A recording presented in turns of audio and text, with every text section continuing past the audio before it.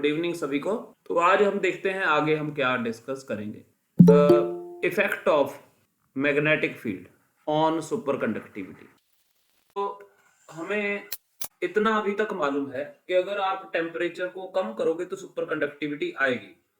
Obviously अगर आप temperature को इंक्रीज करोगे तो सुपर कंडक्टिविटी डिस्ट्रॉय हो सकती है, और क्रिटिकल टेम्परेचर से ज्यादा टेम्परेचर अगर आप कर दो तो सुपर कंडक्टिविटी खत्म हो जाती है।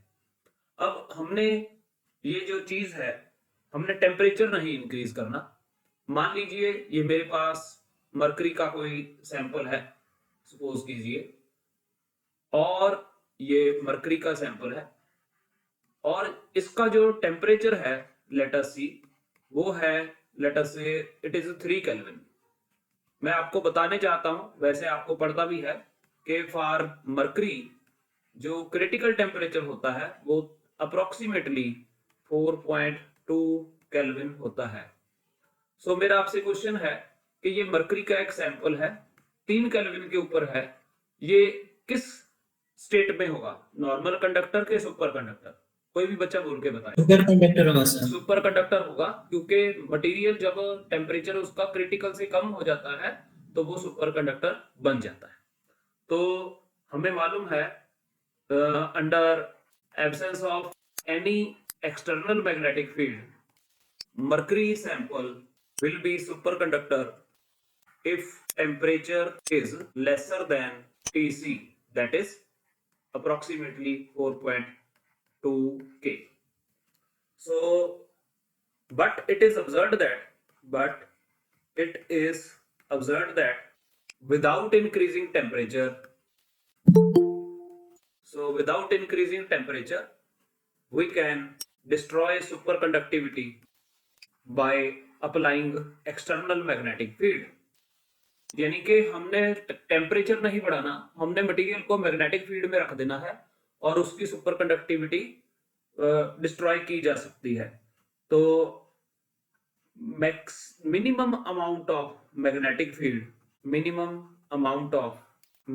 Field that must be applied across a superconducting material to destroy its superconductivity is called critical magnetic field। इसको हम डिनोट करते हैं HC सिंबल से। तो हमें मरकरी मान लीजिए 3 केल्विन के ऊपर है, हमने इसको 3 केल्विन के ऊपर टेम्परेचर क्रिटिकल से कम है, लेकिन हमने इसकी सुपर कंडक्टिविटी को डिस्ट्रॉय करना है।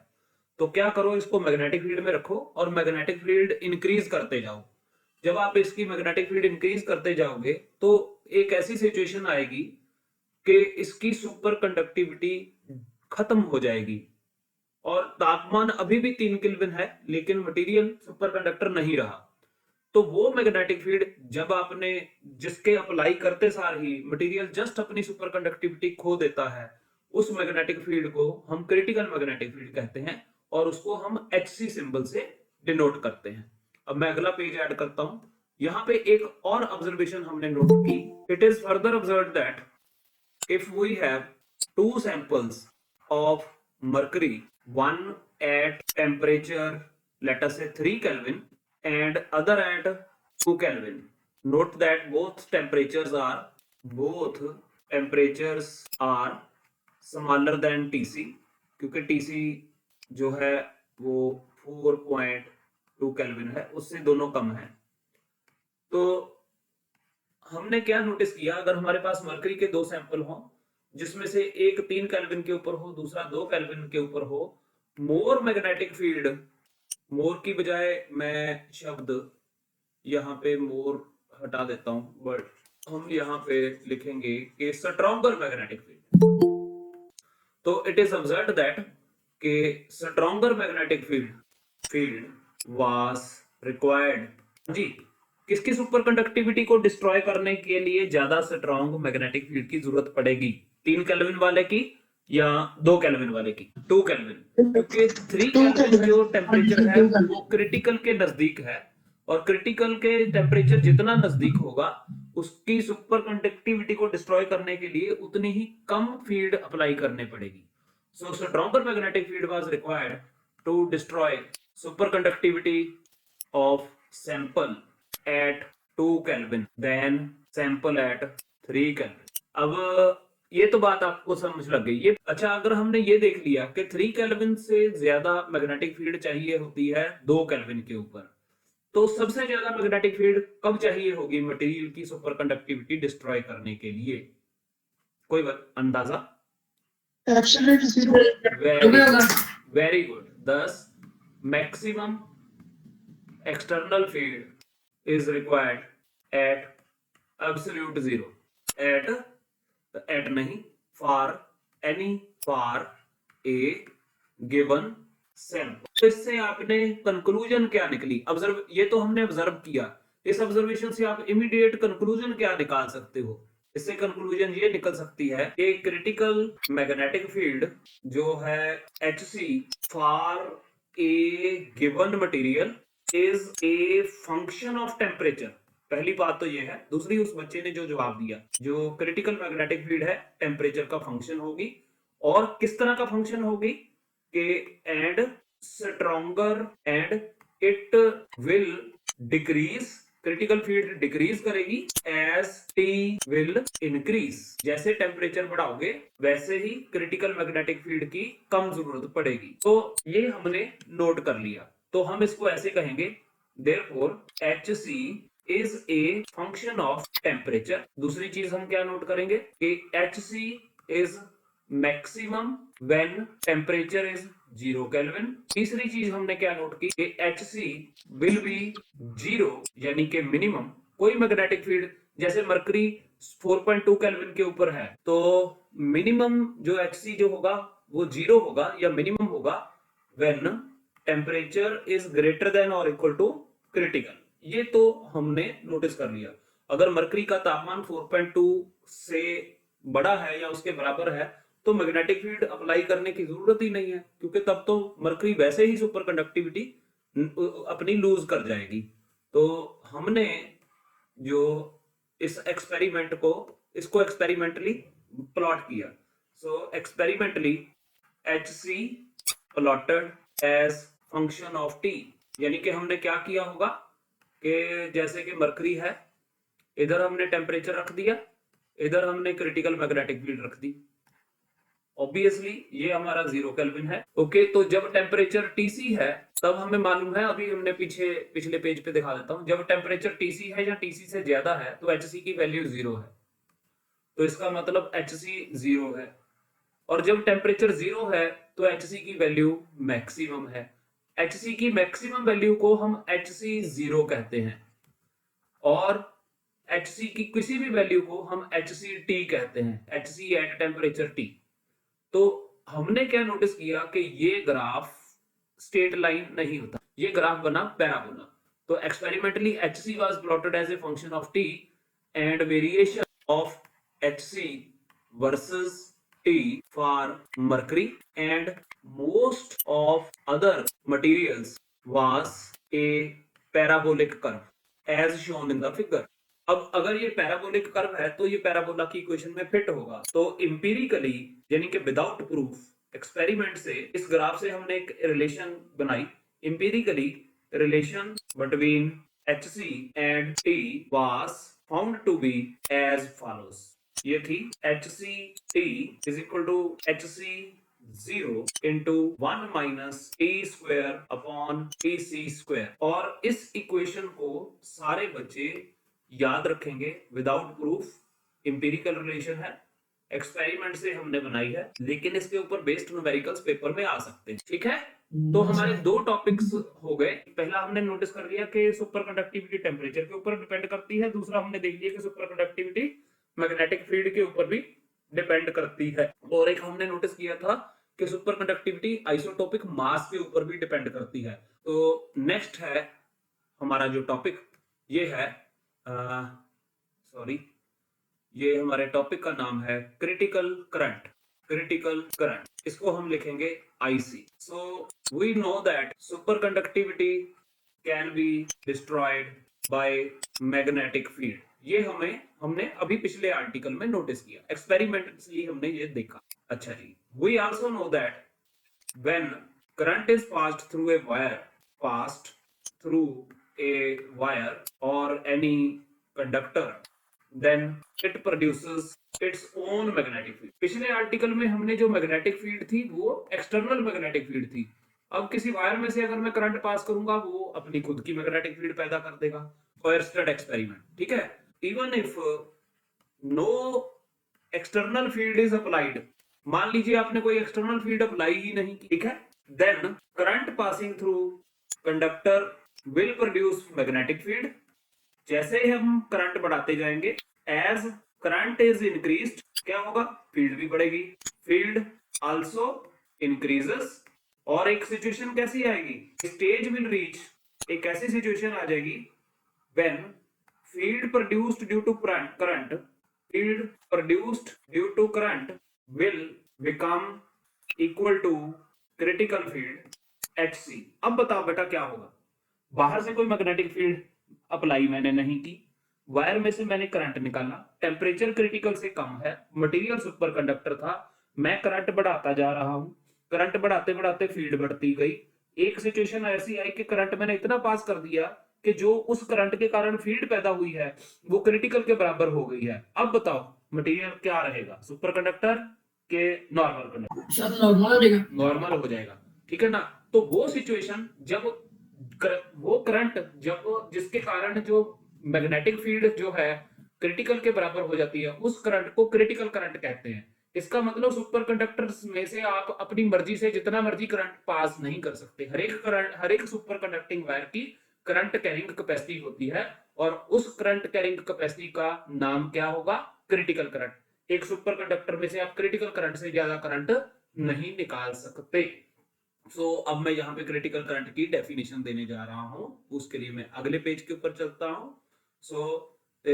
Stage will reach when field produced due to current will become equal to critical field and superconductivity gets destroyed, ठीक है जी। तो on new page I will write the definition of critical current. The current passing through superconductor at this stage, the current passing through superconductor at this stage is called critical current. इसको हम IC symbol से denote करते हैं। अब इसकी definition क्या है, the maximum current that can be passed through a superconductor without, sir current छूट गया था, maximum current that is oh sorry, अब यहाँ पे ऐसे लिख लूं क्योंकि yes sir, the maximum current that can be passed through a superconductor without destroying its superconductivity is called critical current. इसकी डेफिनेशन दूसरे तरीके से भी दी जा सकती है, और the minimum current that must be passed through a superconductor to just destroy its superconductivity is called critical current. ये इसकी दो डेफिनेशंस हैं, जो आपको अच्छी लिखती होगी पेपर में लिख देना, दोनों ही इक्विवेलेंट है। अब है इसका एक्सप्रेशन फॉर क्रिटिकल करंट, तो वो मैं अगले पेज के ऊपर जाता हूं। तो एक्सप्रेशन फॉर क्रिटिकल करंट, इसको हम, इस आर्टिकल को हम सिल्सबीज रूल भी कहते हैं, ये पेपर में ऐसे भी आ सकता है। तो सपोज करो एक हमारे पास कंडक्टिंग रॉड है और इस कंडक्टिंग रॉड का जो रेडियस है मान लीजिए वो R है, और इसमें से जो करंट पास कर रहा है वो है I फॉर द टाइमिंग। तो +2 क्लास में आपने पढ़ा हुआ है राइट हैंड थंब रूल, आप लगा लीजिए। आपके पास अगर राइट हैंड थंब रूल, आप अपने हाथ में फोन पकड़ के करंट की डायरेक्शन में आप थंब रखिए और अपने दाहिने हाथ की सारी उंगलियों को बंद कीजिए। तो ये जो करंट है, करंट लेफ्ट से राइट है, तो व्हाट विल हैपन, ये मैग्नेटिक फील्ड जो है ये ऐसे सर्कल्स बनाएगी और इसकी सेंस ऐसे होगी, ठीक है। जो हमारा स्क्रीन के बाहर वाला पोर्शन है उसमें फील्ड नीचे होएगी, जो स्क्रीन के पीछे वाला पोर्शन है उसमें मैग्नेटिक फील्ड ऊपर होएगी, और ऊपर वाले में मैग्नेटिक फील्ड हमारी तरफ होएगी और नीचे मैग्नेटिक फील्ड अंदर की तरफ होएगी, ऐसे सर्कल्स बनाएगी। और एम्पियर सर्क्यूटल लॉ हमने लगाना है, तो इसके लिए हम कहते हैं let R is equal to radius of wire, I is equal to current passing through wire, उसके बाद B is equal to magnetic induction, और इसको मैग्नेटिक फ्लक्स डेंसिटी भी कहते हैं B को, ये आपने प्लस 2 में सारी चीजें पढ़ी हुई हैं। Magnetic flux density at surface of wire, तो ये जो बी की डायरेक्शन ये वाली होगी। The field B will make circular loop according to right hand thumb rule, ये आपको पता है। तो हम क्या करेंगे, we move on this loop in the same sense as magnetic field.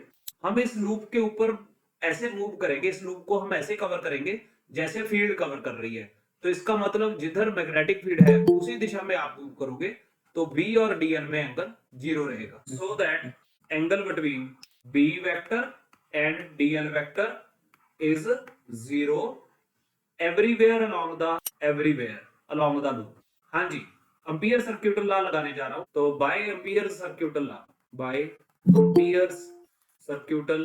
Law, हाँ जी बोलिए जी, इंटीग्रेशन बी डॉट डीएल किसके बराबर होता है, म्यू नॉट आई। ये स्टडी करंट है तो इसमें जेडी नहीं आएगा, जो आई डिस्प्लेसमेंट करंट नहीं आएगा, कैपेसिटर तो है ही नहीं। ये हो जाएगा B DL cos of 0 degree, ये हो जाएगा म्यू नॉट और आई। क्योंकि बी कांस्टेंट है हर जगह के ऊपर मैग्नेटिक फील्ड, तो ये बाहर आ जाएगी। Integration DL is equal to mu 0 I. कोई बच्चा बता सकता है इंटीग्रेशन डीएल क्या होगी? यस, ये जो है हमने एक्चुअली लूप मैंने बड़ा बना दिया है। यहाँ पे पर मैंने क्लियर कट लिखा हुआ है, ये देखिए कि एवरीवेयर अलोंग द लूप, और हमने कहा है आर इज रेडियस, और हम यहाँ पे मैं लिख देता हूं कि since B is maximum at surface, ये आपने प्लस 2 में पढ़ा होगा कि मैग्नेटिक फील्ड एक वायर की सरफेस के ऊपर सबसे ज्यादा होती है। सरफेस को क्रॉस कर जाओ तब भी कम हो जाती है, और सरफेस के अंदर एंटर कर जाओ आप तब भी कम हो जाती है। So therefore we take radius of loop is equal to R, यानी कि रेडियस ऑफ वायर। तो इसका मतलब एक्चुअल में हम ये जो लूप ले रहे हैं ये बिल्कुल वायर की सरफेस के ऊपर है, ऐसे ऐसे बी और डीएल एक ही दिशा में है। तो इस के कारण अब डीएल की इंटीग्रेशन क्या हो जाएगी, बोलिए? 2 pi R. Very good, 2 pi R, ये हो जाएगा म्यू नॉट और आई। और अगर मैं दोनों तरफ म्यू से डिवाइड कर दूं, B upon mu naught into 2 pi R is equal to I. Plus 2 में आपने पढ़ा है, but B upon mu naught क्या होता है? बी अपॉन म्यू नॉट होता है एच। 1 ओके। एच होता है मैग्नेटाइजिंग फोर्स, जिसको हम मैग्नेटिक फील्ड शब्द यूज कर रहे हैं इस चैप्टर में। देयरफॉर 1 बिकम्स क्या बन जाएगी, H into 2 pi R is equal to I. Is it okay? Let H C is equal to critical field. Therefore by definition, हाँ जी, डेफिनेशन क्या कहती है, जो एच है वो एच सी से कम होना चाहिए for material to be superconductor. ये ठीक है ना बेटा? बस 2 मिनट लगेंगे। तो दोनों तरफ 2 पाई आर से मल्टीप्लाई कर दो, देयरफॉर 2 पाई आर और h must be less than और equal to 2 pi R and H C. अब left side 2 pi R h किसके बराबर है, यूजिंग 2, ये क्या हो जाएगा, ये हो जाएगा i। ये लेस होना चाहिए 2 pi R and H C, using 2 कर दिया। तो इसका मतलब देयरफॉर IC जो क्रिटिकल करंट था ये है मैक्सिमम अलाउड करंट। ये किसके बराबर होगा, नोटिस कीजिए, यहां से मैं क्या लूं, यहां से हम क्या कंक्लूजन निकाल सकते हैं, यहां से I की मैक्सिमम अलाउड वैल्यू क्या हो सकती है, क्या होनी चाहिए, इक्वालिटी साइन के ऊपर मैक्सिमम वैल्यू आएगी 2 पाई आर और HC। ये IC का फार्मूला आ गया, ये आया है इक्वेशन नंबर 3। बस अगले पेज के ऊपर जाता हूं, इसकी थोड़ी मॉडिफिकेशन करनी है विदाउट प्रूफ। तो जो इक्वेशन नंबर 3 है, इक्वेशन 3 गिव्स क्रिटिकल करंट कब, in the absence of external field, external magnetic field. ये जो मैग्नेटिक फील्ड पैदा की थी वायर ने, ये इसकी खुद की थी। क्या होगा अगर वायर जिसमें से आप करंट पास कर रहे हो, सोच के जवाब देना है, आपने वायर में से करंट पैदा किया तो इसकी दो फील्ड्स होंगी, एक जो इंटरनल है ड्यू टू करंट है, दूसरा मान लो इसके नजदीक आपने कोई मैग्नेट रखा हुआ है, तो इस मैग्नेट की जो फील्ड रहेगी ये वाली, ये एक्सटर्नल फील्ड होगी। अब आप मुझे बताओ कि जो अब करंट निकलेगा वो उतना ही रहेगा कि उससे भी कम का पास करना पड़ेगा जितना के फील्ड की एब्सेंस में था। मान लो फील्ड की एब्सेंस में आप ज्यादा से ज्यादा 10 एम्पीयर करंट पास कर सकते हो और आप सुपर कंडक्टर के नजदीक आप कोई मैग्नेट भी रख जाते हो, तो क्या आप उसमें से 10 एम्पीयर करंट पास कर पाओगे, किसके उससे भी कम करना पड़ेगा। उससे भी कम सर। हाँ, क्योंकि सुपर कंडक्टिविटी को उससे भी मैग्नेटिक कम। फील्ड डिस्ट्रॉय करती है, तो magnetic field external magnetic field की प्रेजेंस में और ज्यादा बढ़ जाएगी। अब विदाउट प्रूफ आपने ये याद रखना है कि in the presence of external magnetic field मान लीजिए उसको हम H कह देते हैं, IC decreases and new formula becomes, ये विदाउट प्रूफ आपने याद रखना है, IC जो है 2 pi R into H C minus 2H हो जाता है, वेयर H क्या है, where H is equal to external magnetic field. और इसको मैं इक्वेशन नंबर देना चाहता हूं, ये हो जाएगी मेरी इक्वेशन नंबर 4, और यहां पे मैं रुकता हूं। Equation 4 is called, equation 4 is called Silsby's rule. Thanks a lot, students.